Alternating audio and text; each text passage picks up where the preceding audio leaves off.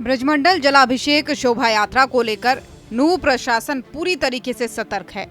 यात्रा की तैयारियों को लेकर फरीदाबाद मंडल के आयुक्त संजय जून ने जिला प्रशासन और आयोजन समिति के साथ एक महत्वपूर्ण बैठक की। उन्होंने अधिकारियों को स्पष्ट निर्देश दिए कि यात्रा शांतिपूर्ण और सुरक्षित माहौल में संपन्न होनी चाहिए।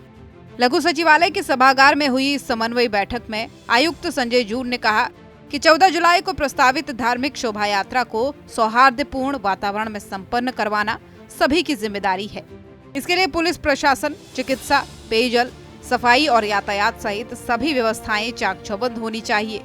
उन्होंने यात्रा मार्ग के संवेदनशील स्थानों की पहचान कर वहां विशेष सुरक्षा प्रबंध करने के निर्देश दिए। साथ ही सभी एसडीएम से कहा कि वे अपने क्षेत्रों में हर स्थिति से निपटने के लिए पूरी तरह तैयार रहें। उन्होंने ये भी कहा कि कोई भी अधिकारी बिना सूचना के छुट्टी या ड्यूटी स्टेशन न छोड़े।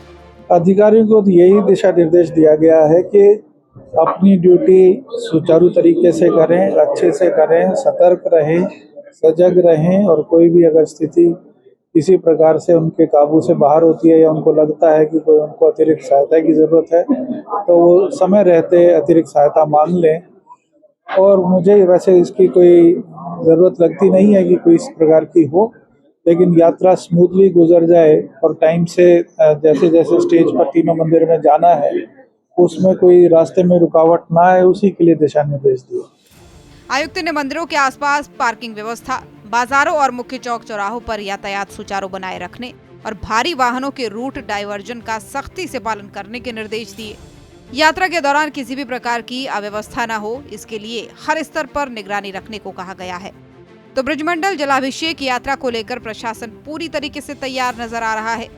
अब देखना ये होगा कि 14 जुलाई को होने वाली ये धार्मिक यात्रा किस तरह से संपन्न होती है। सूर्या समाचार के लिए नूह से अनिल मोहनिया की रिपोर्ट।